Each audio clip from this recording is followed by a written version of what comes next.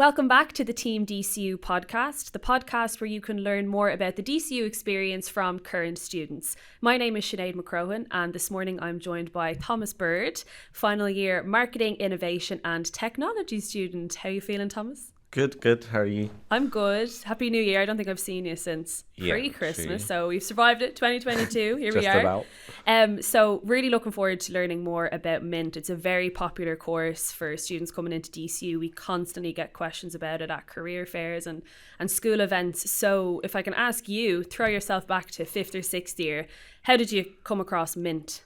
Yeah, I think I was looking for a business course. Well, I was stuck between business and engineering. That was like for two subjects I was kind of hooked on in secondary school, and I couldn't decide. And my careers teacher always told me that engineering was very mathematically based, and that wasn't always my strong point. And then I came across MiNT, and it had the technology side of it in there as well, which kind of hit on the aspects of engineering. And I also studied technology at Leavens as well. So it kind of brought in the three aspects of everything that I like together. It's not your usual business course, and it doesn't, although you cover like accounting and economics, you're more focused on the strategy and the marketing side and the creativity side of business as well. So that kind of suited my skills more as well. So that's kind of why. Sounds like it was designed for you in that sense. It ticked all the boxes. I think that's a good description of it, a business course with a bit of a twist. And if you want to focus more on technology and maybe the strategic side of things, this could be a fantastic course. And did you know much about DCU when you read about the course? I knew nothing about DCU. I had never been down to it, and I actually changed my CEO after the open day. So I never even got down to the open day. Wow. So I had a couple of friends that I knew from, they were a year above me in secondary school, and they had come down, they go to DCU. So I asked them a few questions, and they were like, oh, you'll be like, it's grand, it's somewhere you get on very easily. They very similarly, coming from Donegal, it was wanting to move away from home. It was wanting to get away from home kind of, but also being able to not be too scared about the big city and moving too far. And I think DCU's that very good balance between like small community in a way, and also the big smoke lifestyle. Yeah, exactly. It's probably just right. It's the perfect size, not too big, not too small. And if maybe we can break away for a second and talk about you moving to Dublin. I think you might be the first podcast guest that we've had who had a huge commute, let's say, to move down to Dublin. So were you living on campus for first year, or how did that work out for you? Yeah, so first year I got Larkfield. So that's the campus accommodation just for first years alone. So thrown in at deep end, but everyone is. So I think it makes it far easier. You have your one roommate, but everyone in the same corridors is on the same position, and there's common rooms, and also everyone, you learn who everyone is throughout the year very easily. There's always something going on in Larkfield, whether you want it to be going on or not. There's always something to be involved with, and around DC in general. So being on campus in first year definitely throws you in the deep end, but you learn your way of living and your way of independence, and find out probably more about yourself in the first few months than you ever would. Yeah, and as an aside, for anyone who is looking for DCU accommodation, you can apply from the 1st of February for the year that you want to go to DCU, and it's allocated via a lottery system, so it's randomised. It doesn't matter if you live 3 miles or 300 miles from DCU. It's random, just to keep it fair for everyone. So you moved into Larkfield, you were set for first year. What does, say, first and second year of Marketing, Innovation and Technology look like in terms of subjects? Yeah, so I think we always say that like second year always builds on from first year, so they always like build on from each other. In first year you cover like a very basic of marketing and looking at different aspects of technology and the history of technology, different product strategy thinking, innovation thinking. So it's all took from a very basic level, and I think that's a question I get a lot from prospective students, is how much do you need to know about business and how much do you need to know about technology before starting? And you don't need to know anything, you just need to have an interest in learning about it. And so you learn all your basics, you do a bit of accounting, a bit of economics as well to get them basics in the door of business in general. And then in second year, you build on top of that again. So we study biotechnology, which is one of the things, and critical thinking and web design and stuff like that. So you're building on the aspects of what you learned in first year. Yeah, biotechnology, that's a phrase I wouldn't expect to find in a business course. What is that? Yeah, so we do 2 modules of that in your second year. So one in first semester, one in second semester. And your one in first semester is very biotechnology heavy because the marketing and innovation technology gets you a Bachelor of Science at the end of it. So that's also why it's a bit different from a business course. So you have to cover a certain amount of science and technology aspects in it. So biotechnology, it's more looking at the industry that it is rather than the how biotechnology works. So you would look at the fermentation of beer and the sale of even pregnancy tests and stuff like that, and how that all links to biotechnology and product development and stuff like that.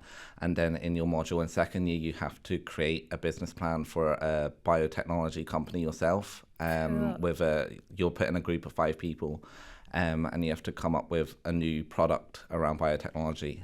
So it's really hands-on and really different. Yeah, that's cool. It sounds like it would also maybe quench your thirst for that engineering side, problem solver, critical thinker sort of thing as well. So that's really cool. So you've done first and second year, and great that you alluded to the fact as well that you don't have to have studied business. It's not a requirement. So if you're listening to this at the minute and you don't do tech or business in secondary school, that's fine. It's not an entry requirement. As you said, just the willingness to learn, I think, is most important. So first and second year, you've got the basics. Third year, internship for most people.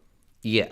So the internship is an optional year for third year, although they say 90% of students go on to do it. And it's a paid 12-month internship, and DCU helps set you up with it with their INTRA office. So they help you with your interview process and building your CV, and they have plenty of partner companies. And one of the partner companies I got in with was Volkswagen Group Ireland, and within that I worked with the Audi Ireland marketing department for 12 months, and then changed to 15 months, and now I'm still with them. COVID? So yeah, because of COVID, was it, or did it extend? No, they extended my contract over the summer then. So brilliant. And now I'm still with them, so can't get out. But I think that kind of like proves the good relationship DCU has with its partner companies. And my friends, like some of my friends were with like the Science Foundation, Corn Market, eBay, Paddy Power, so some really big names there as well, and some great opportunities for your CV. And having 12 months before you leave college is very good, extremely valuable, especially in the area of business, I would say, because it's really about what you're capable of as a worker, and can you work as a team? Have you worked on a project before? It's like that cycle, even getting a part-time job for students. It's like you can't get a part-time job unless you have experience, but how do you get experience if you can't get a job? So it really breaks that cycle, doesn't it? It's the fact that you can have a year's work experience and a degree within 4 years, which makes you extremely valuable to any employer that wants to have you work. So to maybe break that myth of an internship is printing and making coffee, not your experience, right? No, definitely not. And I think a lot of that is down to the team I was part of. It was very hands-on. We had, throughout the year of 2021, we had 2 of the biggest product launches that the company has seen in the last decade. So the e-tron GT, which is an electric sports car, and the Q4 e-tron, which is an electric SUV like aimed at families. So got an opportunity to drive a couple of cars throughout the year as well, which is always great. But to be able to be part of the whole campaign process, right from briefing it into the agencies, to seeing how agencies come back with creative ideas and media ideas, to seeing it go live, and sitting there watching the Late Show one night and you see the advert come on, and you just like, it's nice to think you're part of that in some way. So being able to see the process as it goes along is great. So rewarding. And then to have that experience then when you're applying for jobs as a graduate, you have real life experience in a company which you can't pay for it. It's invaluable. And you also got to drive a few sports cars, which I'm sure no one would complain about. So you lived the life for third year, and then you got to come back to DCU for fourth year, final year of the course. So how's that going for you so far? Very good. I feel everyone coming back from INTRA has a different take on how they do things now, and everyone brings something a bit more different and a bit more specific to the group assignments and group projects and presentations. final year is very hands-on in the case that you do a lot of projects with real companies. Like our marketing management and planning project, we did presentations last week to these 2 Irish companies, giving them recommendations on how to improve their marketing. And now we have to do an individual one as well. So that was done in a group project and a group presentation as well. And now we have to do it by ourselves. So it's really hands-on. You get to put your own spin on it, your own creativity on it. As you do with a lot of the modules as well, it's all about how you want to do it rather than here's how you should do it. Exactly, and that's the world of work. Often you're given a project and it's up to you how you want to deliver it and communicate the results and the findings. And DCU, again, just prepares graduates for that space. So the dreaded question for final years, next steps, anything in mind? I'm disappearing off to Boston for the summer, but returning in September. I signed my contract this morning with Lidl Ireland. Congratulations. With their marketing department in Tala. So really excited to start in there. Similar with a lot of my friends getting very good grad offers and startups and going on to do different master's opportunities as well. So that's brilliant. Yeah, and good range. Just out of curiosity, did you say anything from your internship in your interview for Lidl? Yeah, it was a half an hour conversation about what I had done with in my internship and how I can bring that through. Exactly. So the evidence is there. The evidence is there, definitely. Yeah. I think everything I've done in DCU, like clubs and societies, being a student ambassador as well, all of it was mentioned in the interview. And it's something, if you use your 4 years in DCU, you're going to get so much more out than you're ever going to put in. Exactly. So yeah. So you've done incredible work by the sounds of it. It's gone and secured you a role for when you leave DCU, which is a nice peace of mind for the rest of the final year. You know, you'll still try your best, but it's not this panic as to what's next. You'll get your lovely holiday in Boston and then you'll straight down to work. So you mentioned there clubs and societies, huge part of college life. There's over 140 societies in DCU. Are you particularly involved with any of them? Yeah, so I would have spent the last 4 years now with Enactus DCU, so they're a social entrepreneurship society, and I think whenever entering DCU, I never played football, I never was into GAA or anything like that, and they're kind of the clubs and societies you're given at secondary school, and coming into DCU you get given these 140 to choose from, and you're like, okay, there's definitely something here somewhere, and I found Enactus, and it's working on businesses that help for the greater good kind of thing.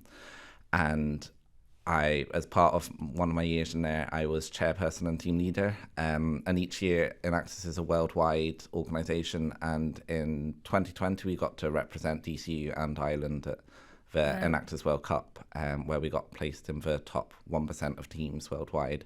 So that was fantastic. Especially considering COVID and stuff and everything that was going on, it was a very big achievement. It was a good thing for the team to be like focused on whilst everything else was going on as well. So and just for anyone who's never heard of Enactus, what sort of work do you guys do? So we set up loads of different social projects and businesses that have to turn over some kind of money and revenue whilst we're there. So you're taking a lot from your course as well and bringing it to the table. But anyone, like loads of people get involved with, nurses getting involved, and science students and engineering students. So anyone of any background gets involved. But we did projects with a software that helped people with dyslexia reduce the number of errors when reading online. We did public speaking workshops in secondary schools. We've worked with international protection applicants and refugees in direct provision centres to build out their own storybooks from some of the stories from their homelands and stuff like that. So a wide range of things to get involved with there as well. Yeah, really impactful work as well. It sounds very rewarding to get involved with those projects. So that's the beauty of clubs and societies as well. It doesn't necessarily have to relate to the course. Okay, in your case it does, but you could be studying anything and want to get involved with the business sort of, even not-for-profit society and that sort of thing. It's, you know, the world is your oyster. DCU is your oyster. Thank you, Thomas, for your time today. If we can just get one more piece of knowledge for you before we let you go. Any advice for incoming first year students for when they come into DCU? Or think back to yourself. What would you love to have known before you came into DCU? That it's not as scary as it is. And I think whenever I moved down, I said to my mum, I'm not staying, I'm gone. And she was, well, give it 3 weeks, give it 3 weeks. And giving it to 3 weeks was the best decision I made. And it's not as scary as you think. And the best thing you need to do is throw yourself in and get involved with clubs and societies, meet new people, just get out there on campus and walk around and meet people, because everyone's on the same boat and everyone knows no one in a way. So, you're promising you'll try for 3 weeks 4 years later. 4 years later, still here. And probably will find it hard to leave DCU. I think every DCU alumni finds a way to somehow stay in contact and get back. But Thomas, thank you so much. It was really insightful. And for anyone who's hoping to learn even more about MiNT, Thomas is on UniBuddy along with our other ambassadors. So if something came up or you read about a specific module you want to know more, Thomas would be more than happy, I'm sure, to write back to you on UniBuddy. So thanks so much for your time and see you next week.